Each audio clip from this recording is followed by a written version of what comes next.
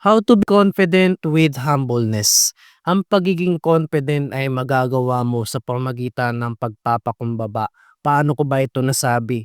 Bago ko sabihin na I'm here to announce you na gagawa ko ng remake version ng How to Lux Maxing in the Philippines for free bilang course. Kaya iisa-isahin ko lahat ng information sa pamamagitan ng series na ito. Ang series na ito ay mapapanood mo sa YouTube Shorts, TikTok at sa channel na ito at iko-compile ko na lang bilang whole video course. Kaya kung natapos ko na ang series na ito, mapapanood mo ito ng buong 1 hour or 2 hours na video course. And without further ado, let's begin. Ayon sa PSL community na in order na maging confident ka, kailangan maging pogi ka. Gusto mo magkaroon ng girlfriend sa pamagitan ng cold approach. Kung pangit ka, magiging sexual harassment dito, pangbabastos kasi pangit ka. Parang na-disrespect mo ang SMB ng babaeng pala na feeling nga maganda siya. Kaya nagpapaganda siya para sa lalaking pogi, pangit naman siya. Kaya siya nagagalit kasi hindi para sa iyo ang pagpapaganda niya kundi sa lalaking pogi. Sa lahat ng pangyayaring ito ay tinatawag na halo effect. Kung pogi ka, iisipin ng tao mabuti ang intention mo. At ang horn effect naman ay iisipin ng tao na masama ang intention mo. Kasi pangit ka. Ang halo effect at horn effect ang dahilan bakit ang tao ay naapektuhan nito ang self-confident ng isang tao.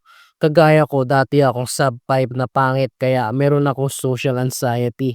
Dahil sa palagi ang horn effect at naranasan ko, akala ko ng tao masama akong tao kaya trato sa akin ay basura. Lagi akong nire-reject ng mga babae kasi pangit ako dati. Ngayon na nag-looks maxing ako by fixing my diet, exercise at pagiging self-employed na bago ko ang maging halo effect.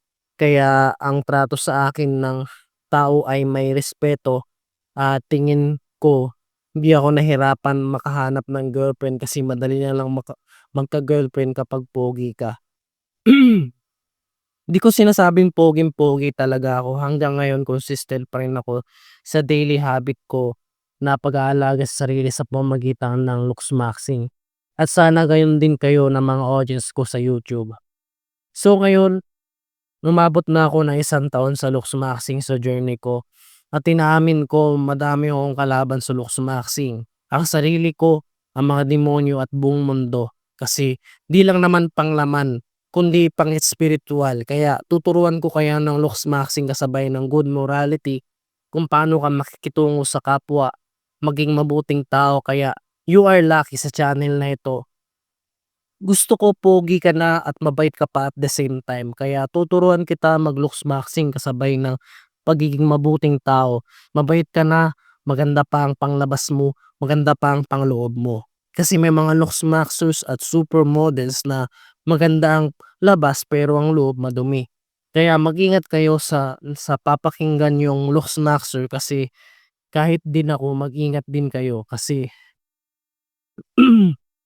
hindi kung di kayo sa akin, kung ano at mag-ingat din kayo sa akin kasi may mga mali din akong turo.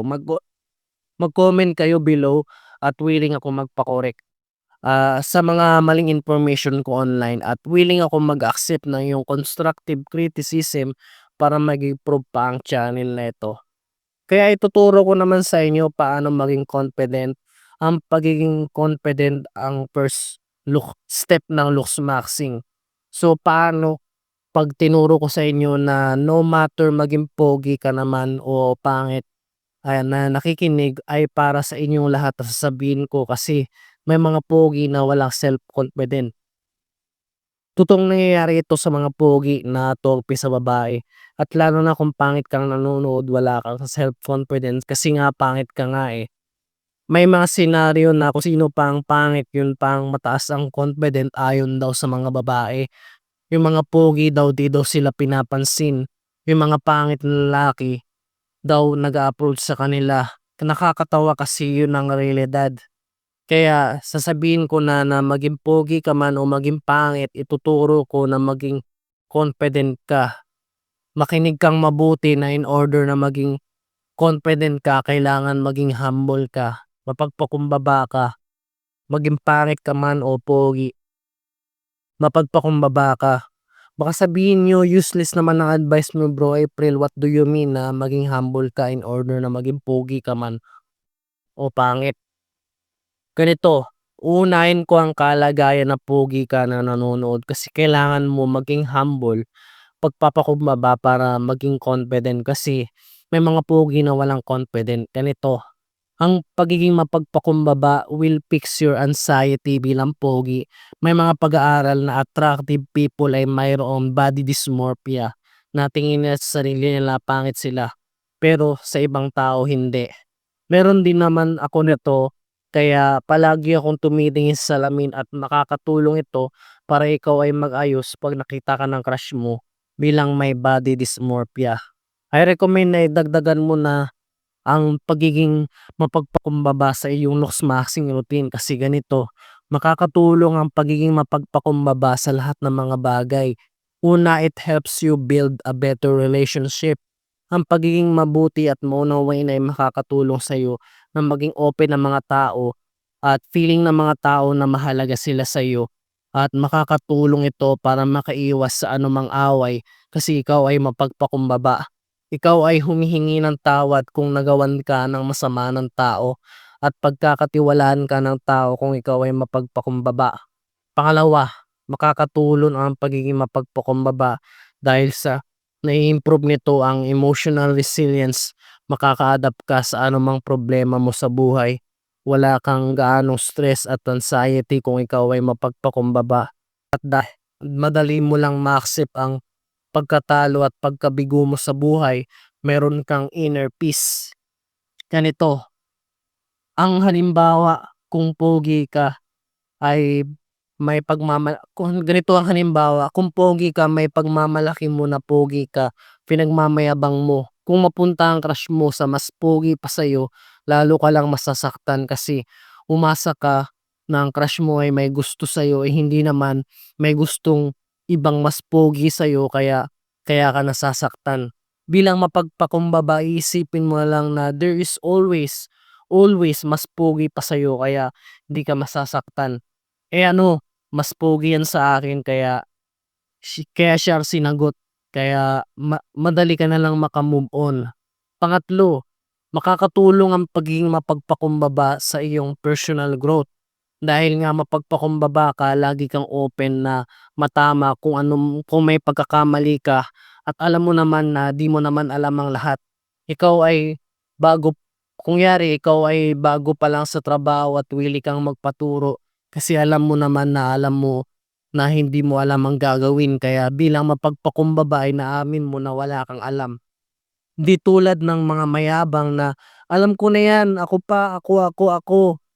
Pagpapalalo yun kaya naiinis sa'yo ang tao kung di ka mapagpakumbaba at ang pagiging mapagpakumbaba ay makakatulong sa iyo na maka-decide kung ano ang plano mo sa buhay kasi kilala mo naman ang sarili mo. Example, di ka nakapagtapos ng college na bobo ka, school bukol.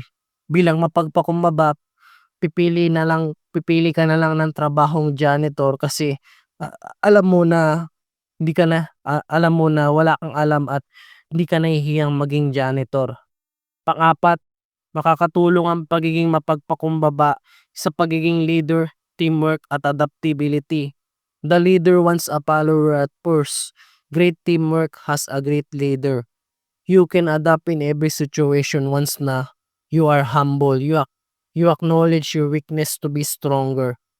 Ito pa ang mga common misconception kung ikaw ay mapagpakumbaba. Di ibig sabihin nito na kung ikaw ay mapagpakumbaba, di ibig sabihin may low self-esteem. Di naman ibig sabihin na ikaw ay mapagpakumbaba, wala kang tiwala sa sarili.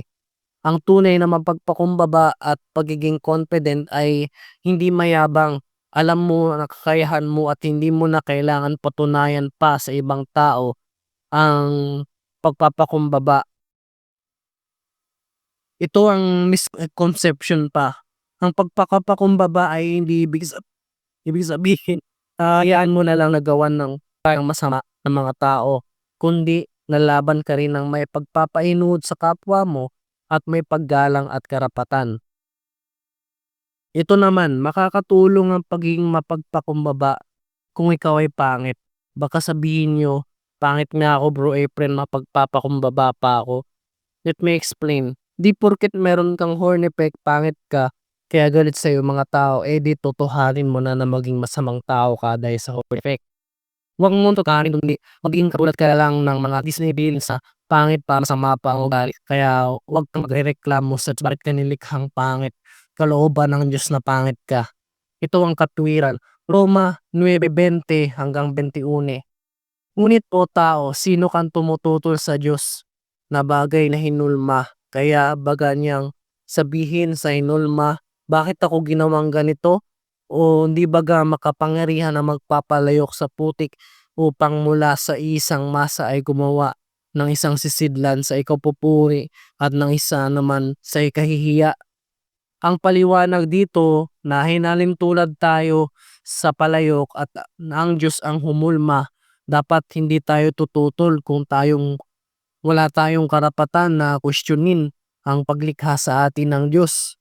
At itong talata na ito ay nagpapaalala na makapangyarihan ng Diyos na may kakayahan siya na gumawa ng pangit at pogi. Kaya mapagpakumbaba ka, bakit ka nilikhang pogi o pangit? Alam mo na bakit ang pagiging nalaman mo, ngayon nalaman mo na bakit ang pagiging pogi, bana ngayon na nalaman mo ang bakit ang pagiging mapagpakumbaba ay makatulong sa'yo na maging pogi ka man o pangit.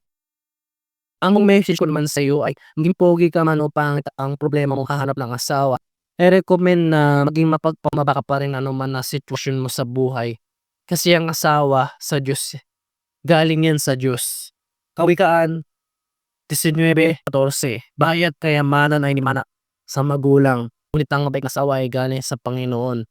Kaya ka maging mapagpakumbaba kasi confident ka na bibigyan ka ng Diyos ng mabait na asawa kasi ikaw mabait din, maging pogi ka man o pangit. Kaya ka confident kasi alam mo ang Diyos ang magbibigay, di mo yan hinanap ang asawa mo sa iyong sarili, kundi galing siya sa Diyos. Kaya wag kang mabalisa na maging tandang binata kasi pait ka o kaya sobrang pogi mo, walang nagkausong babae kasi sa'yo kasi sobrang pogi mo. May gano'n, akala ng babae papaasahin mo siya kasi madami kang babae, realidad 'yun.